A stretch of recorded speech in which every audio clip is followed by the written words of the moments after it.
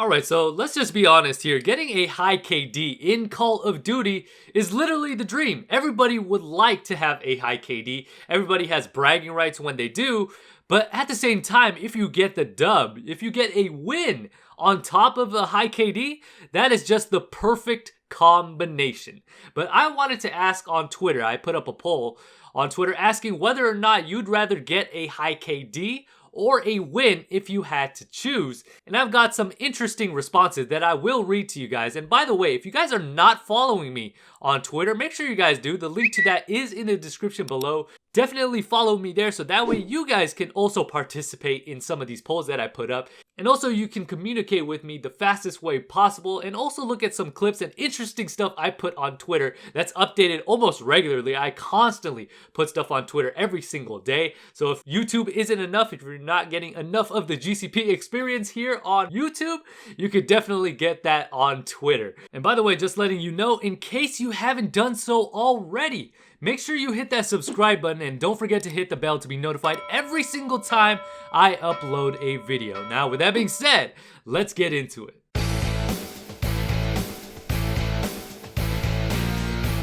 Now, first and foremost, before I get started reading all the responses that I got from the poll, I want to let you guys know right now that the KD ratio is not the most important thing in the world when it comes to a Call of Duty game. And even though it plays a big role in what people think about you and your skill level, it does matter the situation that you're put in and whether or not you're in a competition or whether or not you're camping to get that KD. So it all depends on the type of situation you're put into for that particular match. Now, personally, I think a KD ratio that is high gives you a general consensus on whether or not that player is generally skilled or not. Now, you could have a high KD, but a low score per minute, and that discrepancy there gives you an indication on whether or not that player is a camper with the high KD, because that could definitely happen, and it happens with a lot of people out there who will camp, play very passive, and get a high KD, and that's easy to do. Anybody can do that. But at the same time, if you have a high score per minute and you have a high KD, that generally tells me that you're running around beasting and you are a lot more skilled than the player who has a low score per minute. But there's also people out there, and we've seen this very recently with this new Call of Duty game in Black Ops Cold War, and this has been happening lately with skill-based matchmaking, that there's a lot of people right now resorting to reverse boosting. And reverse boosting has a lot of people out here throwing or tanking their stats so that way they get into noob lobbies and they're able to stomp out those lobbies and boast or flaunt these high KD ratios. But again, they had to reverse boost in order to get it. If you're boasting a high KD ratio and flaunting it on Twitter and YouTube, and you know and you can tell that these guys are reverse boosting, but that person, that creator, or whoever is flaunting that ratio is not admitting to him reverse boosting, then yeah, that's not very impressive. And you have no right to actually flaunt that stat, because guess what? It doesn't mean anything. You're facing people who are either disabled, not as skilled, or just complete noobs at the game. And that KD literally means nothing. Now let's get into some of the responses to that Twitter poll that I put up. This one comes from Supreme Samurai YT. He says, "For me, it's KD in all honesty.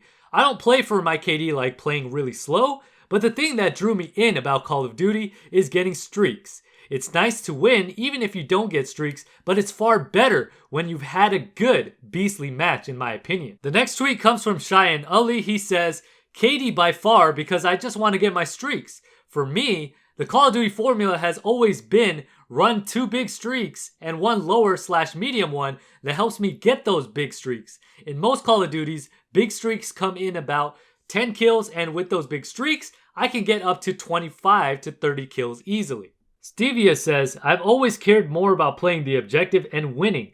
Probably why I like Battlefield so much, to be honest." Designed Coma says, "I care more about the W. The rest of my team I can tell cares only about the KD. I look at it like this. If a Call of Duty League team is looking at players, you can have a high KD, but if you're not playing the objective, you're no good to them. Just my opinion." The Elitist Savage says, "I don't really care about my KD." And Stereo Rifle says, I voted W, not all the time, but in my opinion, more often than not, if you're going off, there is a fair chance you're going to win the match. I mean, a 50 bomb is great, but if you got your butt handed to you, is it impressive? I guess I'm biasing this on objective modes, not TDM. Iris says, I picked the W, never been one to care about KD or streaks. KD only matters in FFA and TDM. Deserve says, depends on what I'm playing. If I play a game battles or league play, I play for the win. If I'm playing a pub, I play for KD. If I play toxic S&D and I talk smack to the other team, I play for the win. And then Lex says, depends on the game mode and if I'm playing solo. So these are all great takes, and everybody has their own opinion when it comes to a high KD versus a W. And it goes back to my point. It definitely depends on the game mode for me. Now, if I'm playing a TDM match, KD is going to be my objective, and I want to get the best possible KD so that way it gives my team the advantage and gives us the W. Now, if I'm playing an objective game mode like Domination, Capture the Flag, S&D, or something like that, which I almost never do, by the way, because TDM is my favorite game mode, I will try to get the W at all costs. Because especially if I am in a party, I want us to win. If I'm playing solo, I might not care that much, even though I might still care about the W, because at the end of the day, that's the main objective, is to win. Doesn't matter how high your KD is.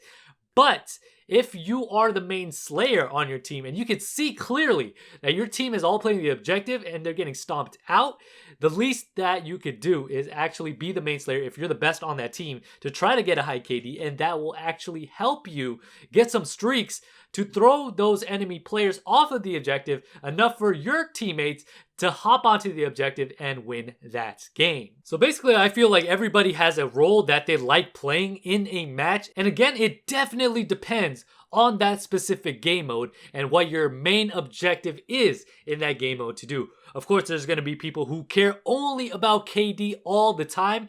And you know what? You can't help those people. That's just their lust for that KD ratio and wanting to show off.